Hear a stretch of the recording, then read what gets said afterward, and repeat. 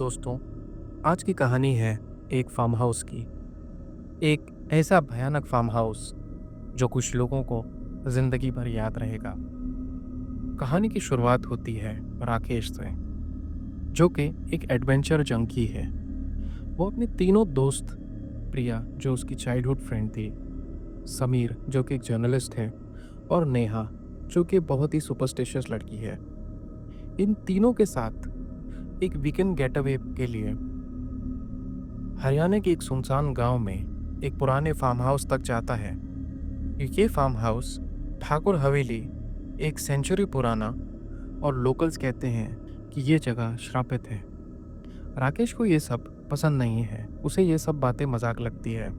वो बोलता है कि ये बस एक पुराना घर है, थोड़ी सी दारू, थोड़ी सी म्यूजिक, और हम इस भूतिया वाइब को पार्टी वाइब में बदल देंगे। वो लोग जब फार्म हाउस पहुंचते हैं तो फार्म हाउस का माहौल पहले से ही दिल धड़का देता है।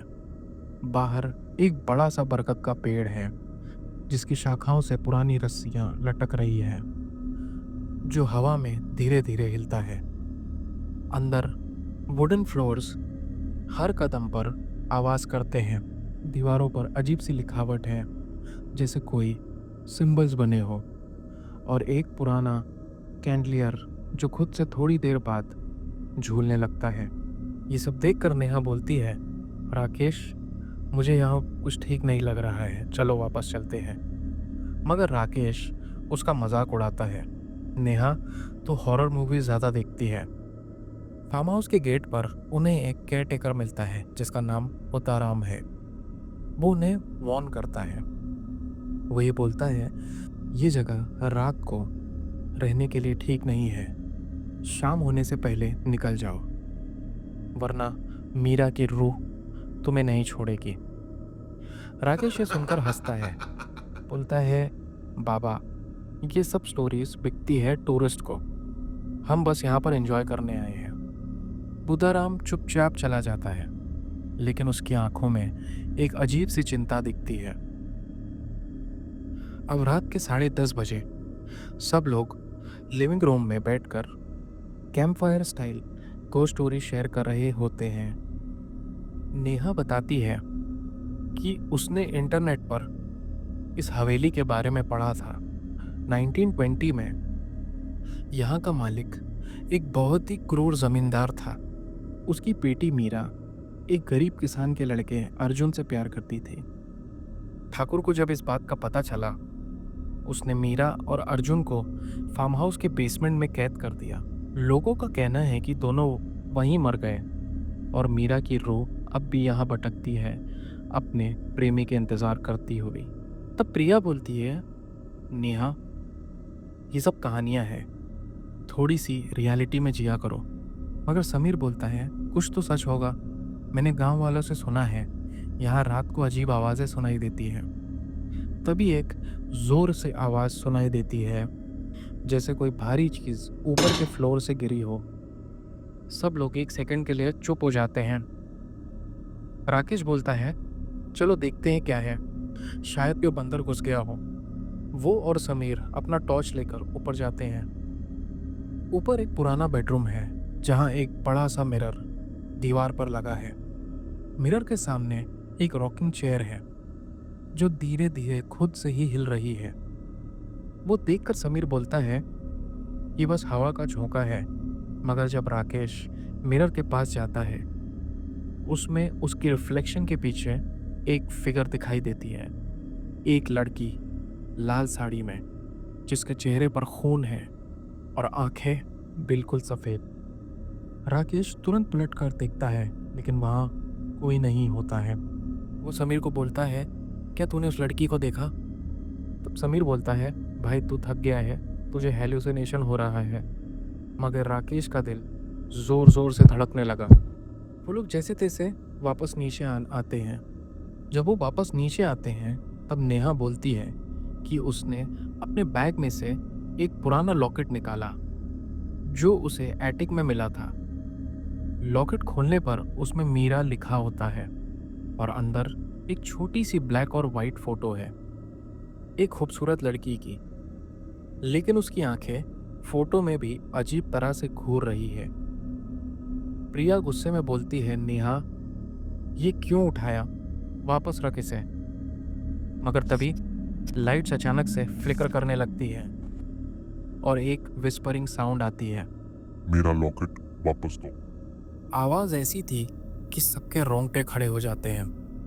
राकेश बोलता है, कोई हमारे साथ प्रैंक तो नहीं कर रहा है, चलो चेक करते हैं। राकेश और समीर अब बेसमेंट का रास्ता ढूंढते हैं, क्योंकि केयरटेकर ने कहा था कि वहाँ से अजीब आवाज़ें आती हैं। जब वो बेसमेंट तक पहुँचते हैं तब वो देखते हैं कि बेसमेंट का दरवाज़ा बहुत पुराना है और उस पर कुछ अजीब तरह के सिंबल्स लिखे होते हैं। वो लोग दरवाज़ा खोलते हैं, पर जैसे ही दरवाज़ा खुलता है वहाँ से बहुत ही गंदी बदबू आती है, जैसे कोई चीज़ सड़ रही हो।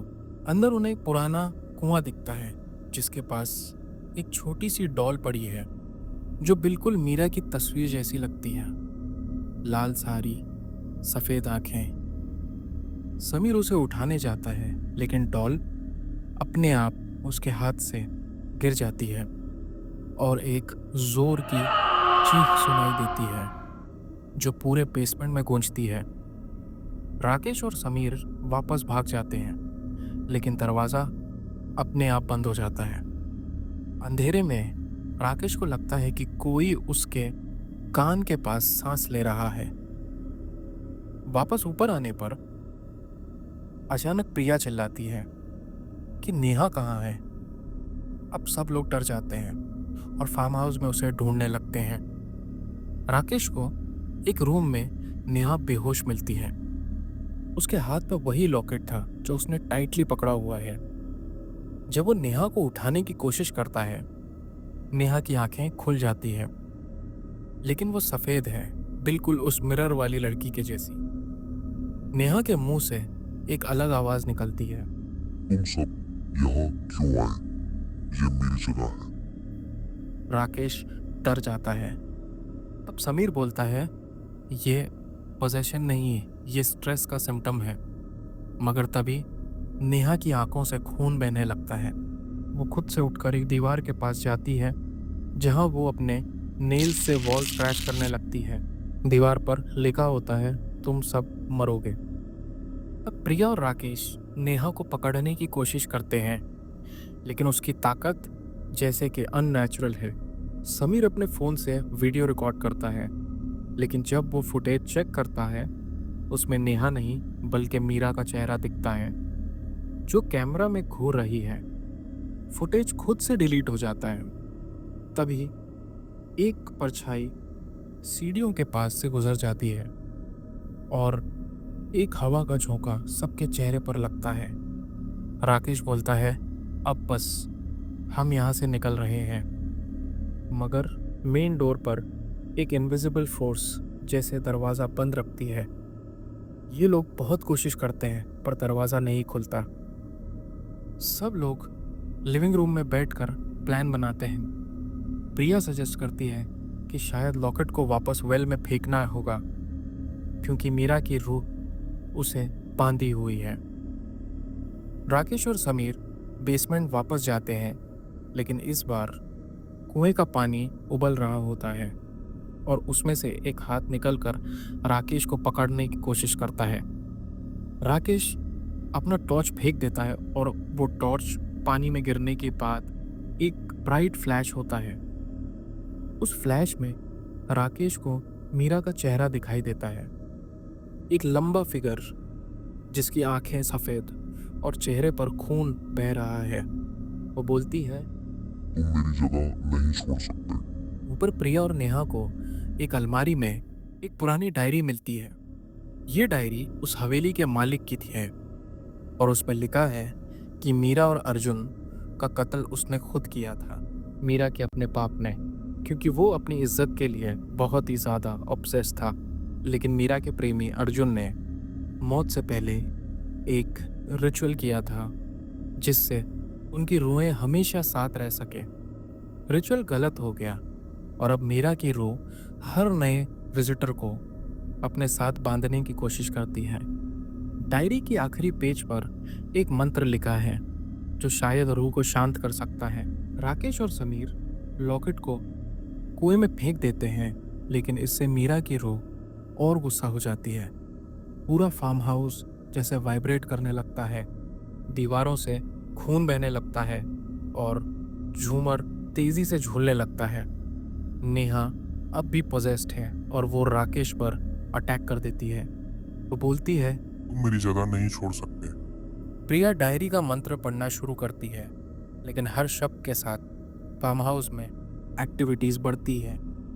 खिड़कियां टूटने लगती हैं और एक शैतानी हंसी गूंजने लगती है। जब प्रिया मंत्र खत्म करती है, एक अजीब सी रोशनी होती है और नेहा नॉर्मल हो जाती है। सब सोचते हैं कि शायद ये कर्ज खत्म हो गया, लेकिन तभी राकेश के चेहरे पर एक अजीब सी स्माइल आती है। वो बोलता है, तुम लोग सोचते हो ये इतना आसान था। उसकी आवाज़ बदल जाती है। अब वो मीरा की आवाज़ में बात कर रहा है। राकेश के हाथों से एक छुरी खुद से उड़ जाती है और वो प्रिया की तरफ बढ़ता है। समीर उसे रोकने की कोशिश करता है, लेकिन राकेश की ताकत अब किसी इंसान की नहीं है। आखिर में प्रिया और समीर नेहा को लेकर गाड़ी तक भागते हैं, जबकि राकेश या मीरा उनका पीछा करता है। गाड़ी स्टार्ट होती है और वो तेज़ी से निकल जाते हैं, लेकिन जब वो रेयर व्यू मिरर में देखते हैं, राकेश बैक सीट पर बैठा है। उसकी आंखें वही सफ़ेद और वो बोलता है, तुम मुझे छोड़ नहीं सकते। कहानी ख़त्म होती है जब गाड़ी अंधेरे में गायब हो जाती है और एक हल्की सी आवाज़ सुनाई देती है, अब तुम सब मेरे हो। अगर आपको ये कहानी पसंद आई हो तो प्लीज़ चैनल को सब्सक्राइब करें और बेल आइकन दबाएं।